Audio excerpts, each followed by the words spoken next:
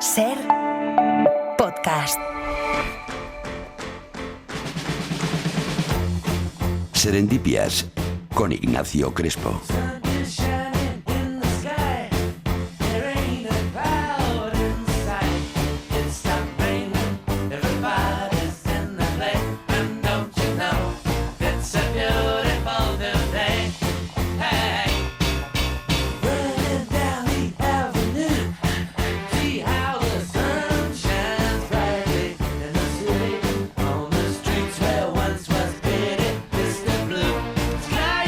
Ser podcast y en todas las plataformas y luego también en Antena muchas veces pueden ustedes disfrutar de Ignacio Crespo y sus maravillosas serendipias durante una hora entera, y sus colaboradores, de toda esa enciclopedia divertidísima que es ese programa. Pero en La Ventana tenemos la suerte de que viene de vez en cuando y nos cuentan, de vez en cuando no, cada semana, y nos cuenta cosas maravillosas. ¿Qué tal estás, Ignacio? Pues muy bien, yo considero que la suerte la tengo yo, claro, de venir aquí, claro. Sí. Bueno, pues entonces empezaremos a cobrarte. Eso porque... es, ya me lo esperaba yo. Bueno, además es un tipo bien mandado, porque yo le dije cuando todavía estaba Marta del Vado por aquí, oye, ¿tú no me harías una sección dedicada especialmente a todos esos científicos que vamos soslayando desde Occidente en nuestra prepotencia y que han sido mucho más importantes de Oriente y que no nos hemos enterado aquí de nada? Y él dijo, pues venga, que lo hacemos. Y entonces la semana pasada estuvimos con los árabes y esta semana nos prometió que fueran los de Oriente Lejano, ya los de Asia, exacto. Y yo tenía la intención de que fuera China, Japón, Corea, y tengo que reconocer que al final me he quedado solo con científicos chinos, pero bueno, lo justificaremos.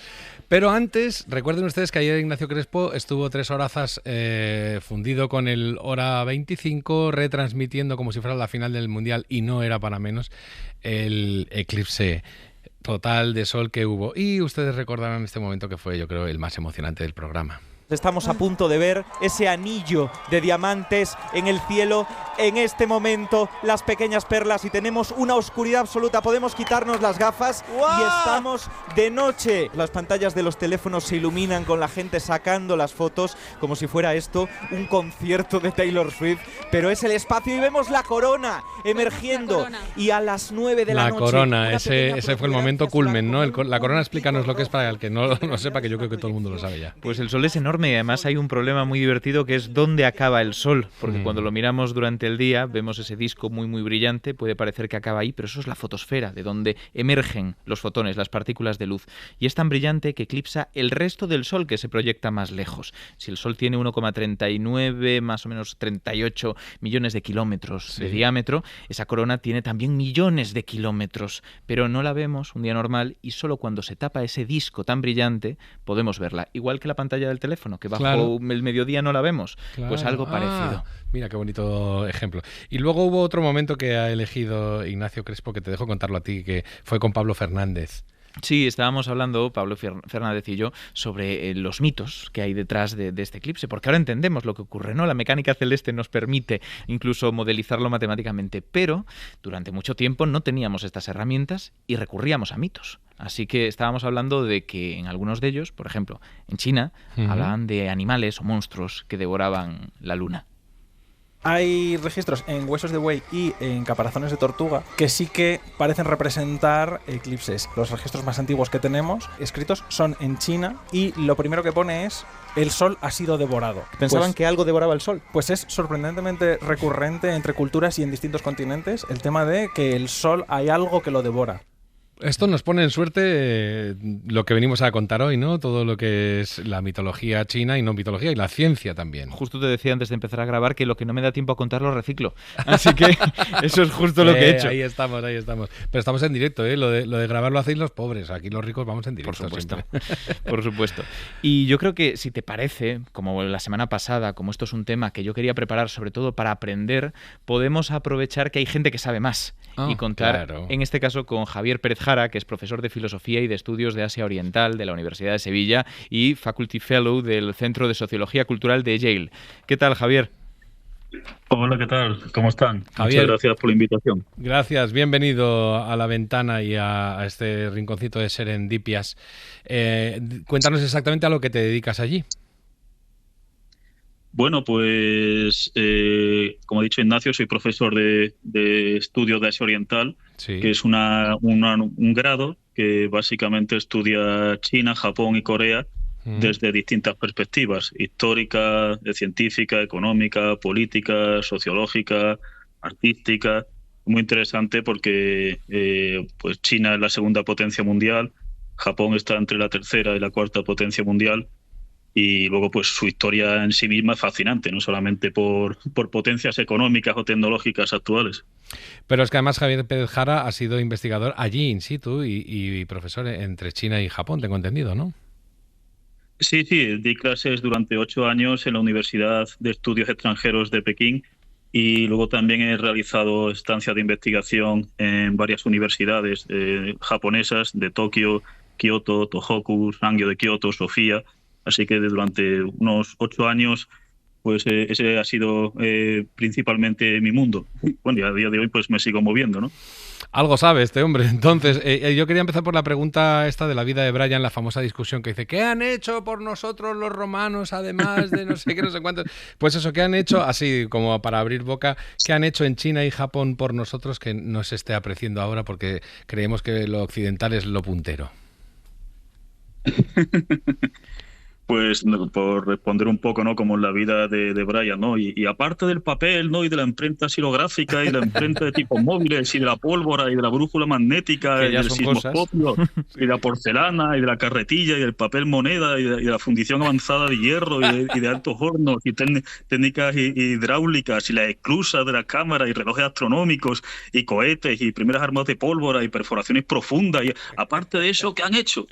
Si es que, Aquí Javier, podríamos terminar la sección ya. Claro, ya me has hecho la sección, si es que yo no tengo nada más que añadir. Es un buen sumario, sí señor. Venga. Sí, no, pero con esta enumeración, que además estoy convencido, Javier, que podrías continuarla, porque han sido muchos siglos de historia, y además de historia continuada en el caso de China, porque no estamos hablando de nuestra perspectiva de Occidente, de imperios que surgen, caen, se suceden. Ha habido, tal vez no una continuidad perfecta, pero mucho mayor. Y lo que quería preguntarte es, hablando de China, como ya lo he sacado, y teniendo en cuenta esa característica que tiene su civilización, ¿tiene esto algo que ver con que haya contribuido más China a nuestra tecnología, a nuestra ciencia, de lo que tal vez parece que ha contribuido Japón o Corea? Sí, bueno, eso es muy interesante porque durante siglos China está a la vanguardia completa, no solamente respecto de Japón o de Corea, sino respecto del resto de civilizaciones del mundo. Y prácticamente yo creo que hasta el siglo XV o por ahí China tiene la tecnología más avanzada del mundo en muchos sectores. La escritura entra de modo bastante tardío en Japón, cogen muchos desarrollos chinos, es cierto que les dan su propia impronta y los japoneses pues llegan a veces, incluso antes de la industrialización, a desarrollar tecnologías que están todavía un poco más avanzadas que en China, por ejemplo, tecnologías arquitectónicas antisísmicas. Durante varios siglos construyen en Nara la mayor edificación de madera, que implica pues es una tecnología arquitectónica muy, muy compleja. En el periodo Edo las matemáticas son pues bastante avanzadas, la cartografía, la botánica, pero es decir, no tenemos en Japón hasta llegar prácticamente al siglo XX un historial de inventos como la pólvora, el papel, la imprenta de tipos móviles, la brújula, etcétera. Eso, Javier, eso es cierto. ¿A qué se debe esta diferencia? Si ponemos ese caso de Japón frente al caso de China, porque has puesto el ejemplo, por ejemplo, de los sismógrafos, o de tal vez, bueno, sismógrafos no, sino de arquitectura antisísmica. ¿Tiene que ver con la necesidad, tal vez? ¿Tenía más necesidad en China de desarrollar su tecnología o es algo más complejo? Bueno, como siempre, hay que huir de los esquemas monocausales, Claro. ¿no? Unidimensionales. Es decir, la idea de el confucianismo favoreció esto, o un imperio agrario favorecía tal o cual cosa, o porque son muchos factores. Es decir, por una parte, China ya era un país inmenso, con muchos siglos de tradición. Es decir, China desarrolla un sistema de escritura independiente respecto de los sistemas pues que desarrollan los egipcios, los sumerios y demás, aunque sea más tardío, y desarrolla pues un corpus escrito y tecnológico, es decir, de desarrollos, en fin, es decir, un imperio hidráulico, es decir, un imperio agrícola necesitaba tecnologías muy avanzadas para gestionar los recursos del agua, para recursos, es decir, estudios astronómicos para calcular cuál es el mejor modo y cuándo es el momento adecuado de plantar, es decir, para calcular el paso de las estaciones,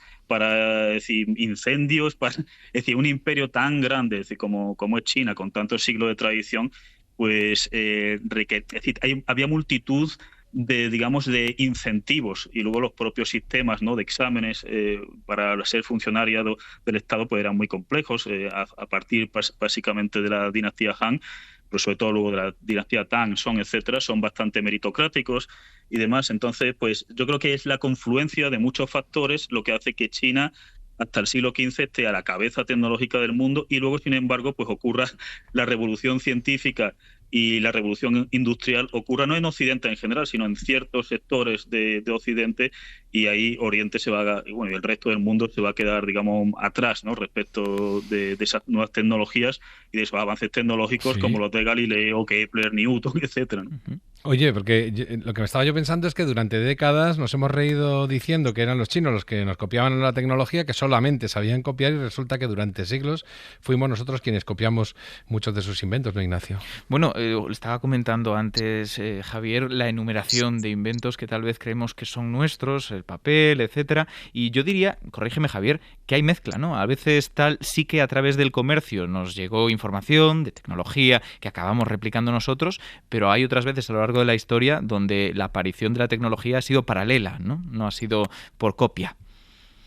Sí, que decía, tenemos constancia histórica, digamos, de que a través de vías comerciales del mundo islámico, del mundo del imperio mongol, etcétera, es decir, a los occidentales les llega ciertas tecnologías chinas que son muy importantes. Luego, por otra parte, es decir, puede ser que la imprenta de tipo móviles pues se desarrollara de modo paralelo, bueno, de modo paralelo, anterior en China, ¿no?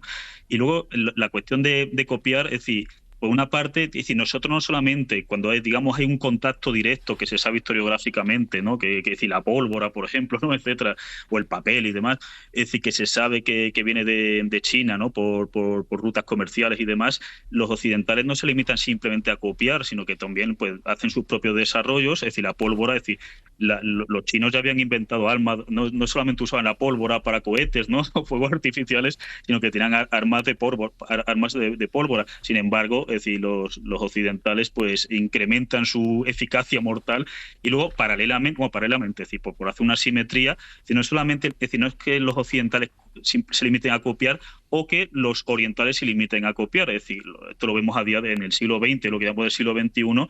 Es decir, Japón no solamente se limita a copiar tecnologías occidentales, sino que coge tecnologías occidentales y les da tal subidón que se produce ya una innovación, es decir, mejora, claro.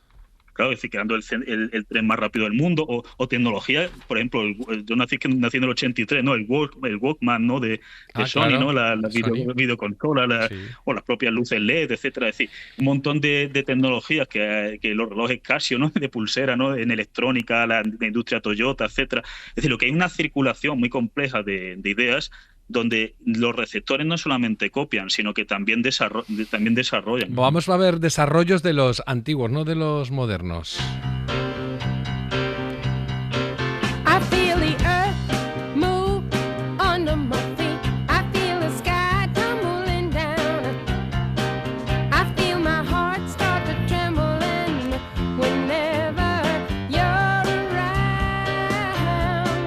Oh, baby, when I see your face. Dice esta canción de Carole King, siento cómo se mueve la tierra bajo mis pies. No perdemos a Javier Pérez Jara, porque luego le queremos preguntar alguna cosilla más, pero ahora es el turno de Ignacio Crespo, que nos va a poner ejemplos de todos esos científicos que nos hemos perdido. Este caso es de, claro, se mueve la tierra, es la sismología. Claro, voy a intentarlo porque justo echando un ojo a todo esto, y antes me he tenido que corregir hablando con Javier, resulta que hay un científico muy interesante, Zhang Heng, y además aquí recomiendo que la gente coja el teléfono y le eche un ojo a uno de los inventos de los que vamos a hablar. Cuando Javier nos hablaba de la arquitectura antisísmica preparada para sostener pues el temblor de la tierra que producen los terremotos allí en Japón, yo me confundí y dije sismógrafos, pero es que los sismógrafos, ¿sí?, los que miden esos terremotos, o mejor dicho, los que detectan si ha habido terremotos, surgieron en China. Estamos hablando del siglo I, siglo II, y esta persona, este ingeniero Zhang Heng, por utilizar un término que tal vez sea anacrónico, pero bueno, ingeniero, diseñó el primer detector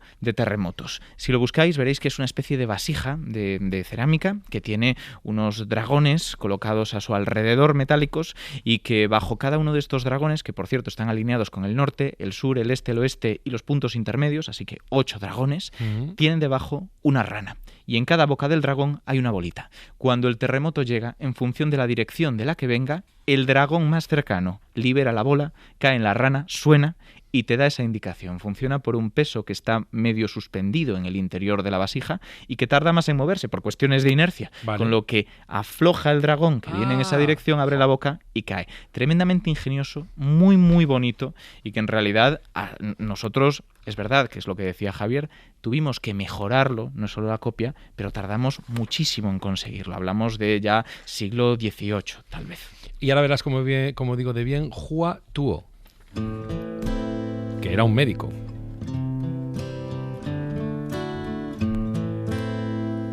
I hurt myself today to see if I still feel. Johnny Cash cantando Hurt, o sea, daño o herida.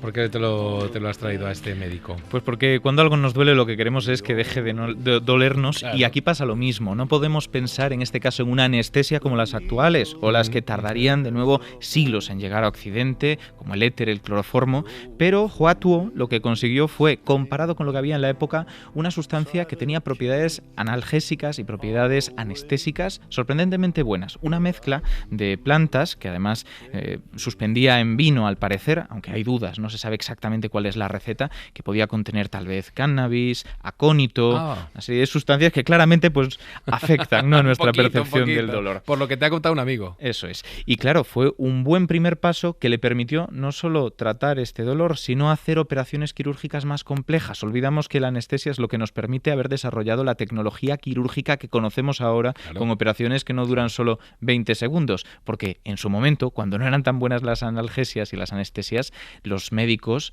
hacían carreras muchas veces por ver quién era el primero, el más rápido, quitando anginas. Era parte de lo importante, claro, ¿no? Es verdad. Reducir el tiempo para que el sangrado se redujera, el sufrimiento del paciente también y la recuperación fuera mejor. Así que, en este caso, Hua Tuo abrió una puerta muy interesante en su momento. Es que, vamos, es la mitad de la vida lo de que te puedan anestesiar. Yo creo que nos da tiempo todavía a comentar un par más. Por ejemplo, Bisheng, esto que decía antes del tipo móvil, decía Javier, que aquí llamamos la imprenta con mucha laxitud, que no es exactamente lo mismo, pero ¿quién era este hombre? Pues Bisheng es el Gutenberg original, si queremos verlo de esa forma, pero sí, siempre con peros. Estas comparaciones son engañosas y, como decía Javier, las relaciones monocausales, es decir, esto se produce exclusivamente por este motivo, suelen ser engaños, suelen ser titulares, que al final es como contamos las cosas. Bisheng lo que hizo fue, nos tenemos también que retrotraer bastante, hablamos del siglo XI, crear una imprenta parecida a la de Gutenberg. Lo que se hacía hasta entonces era tallar en madera, en planchas grandes, toda una página del manuscrito que estuvieras intentando copiar, y ahí sí, lo impregnabas con tinta, lo apretabas y hacías la copia. Él dijo, ¿y si creamos piezas que podamos individualizar por los caracteres chinos? En nuestro caso, una por letra, pero en su caso, pues hizo falta 3000 para esos logogramas tan complejos. Y la clave no fue tanto crearla, que además lo hizo con cerámica, y ya luego Corea fue quien un par de siglos después lo mejoró con placas, con piezas de metal en este caso, sino que él creó el sistema para ordenar esos 3000 caracteres y que no fuera un verdadero jaleo hacerlo. Y aún así era complicado, porque no consiguió imponerse esta técnica, esta imprenta de tipos móviles, comparado con las planchas enteras de madera, por la complejidad de elegir la pieza y colocarla. Cosa que con nuestro abecedario, claro, mucho más sencillo, cuando llegó con Gutenberg sí que se impuso. Jolín, o sea, hay un montón de cosas y nos estamos dejando cosas en el tintero, es una pena porque la radio tiene el tiempo que tiene, pero como como Ignacio viene todas las semanas, a Javier no le vamos a hacer venir otra vez, a Javier Pérez Jara, que es profesor de Filosofía y de Estudios de Asia Oriental en la Universidad de Sevilla, investigador asociado del Centro de Sociología Cultural de Yale. Pero no quiero despedir a ninguno de los dos sin que el que se haya quedado fuera del partido. Cuando yo decía que han hecho los romanos, me refería a este momento memorable de la vida de Brian, donde la oposición está diciendo que hay que echar a los romanos y claro, tienen tantas virtudes los romanos con respecto a lo que antes ocurría en Judea que no había motivos para echarle. Y la frase famosa es esta. Y a cambio los romanos, ¿qué nos han dado? El acueducto. ¿Qué? El acueducto. Sí, eso sí nos lo han dado, eso es cierto, sí. ¿Y el alcantarillado? Sí, el alcantarillado. ¿Te acuerdas cómo olía antes la ciudad? Sí, de acuerdo. Reconozco que el acueducto y el alcantarillado nos los han dado los romanos. ¿Y las carreteras? Evidentemente las carreteras. Eso no hay ni que mencionarlo, hombre. Pero aparte del alcantarillado, el acueducto y las carreteras... La irrigación, la sanidad... La enseñanza. Sí, de acuerdo. En fin, casi una lista tan larga como la que hacía antes nuestro invitado hoy, Javier Pérez Jara. Muchas gracias por haber estado en La Ventana esta tarde en Serendipias. Muchísimas gracias, ha sido un placer. Ha sido un gusto también oírte las cosas tan fantásticas que cuentas. Un abrazo fuerte. Y a ti también, Ignacio Crespo, te dejamos descansar, que te has pegado una buena paliza desde ayer. He dormido poquito, Ya te digo. Verdad. Pero ha valido mucho la pena por el programón que hicisteis ayer. En fin, yo lo disfruté muchísimo. Que fue impagable. Y la retransmisión de ese momento que hemos rememorado antes también fue un gustazo. Fue casi un gol del Mundial. Hasta la semana que viene, Ignacio. Hasta la semana que viene. Gracias. Para no perderte ningún episodio, síguenos en la aplicación o la web de la SER, Podium Podcast o tu plataforma de audio favorita.